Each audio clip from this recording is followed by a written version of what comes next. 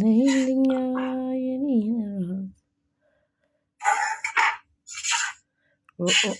እኔማ ለልጄ ኤክስቼንጅ ፈልጌ ቤትሽ ብመጣ የለሽ የት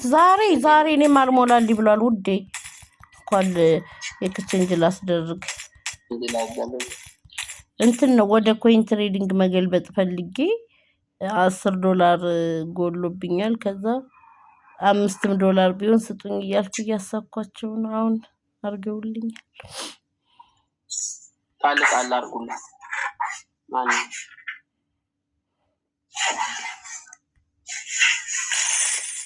ኦ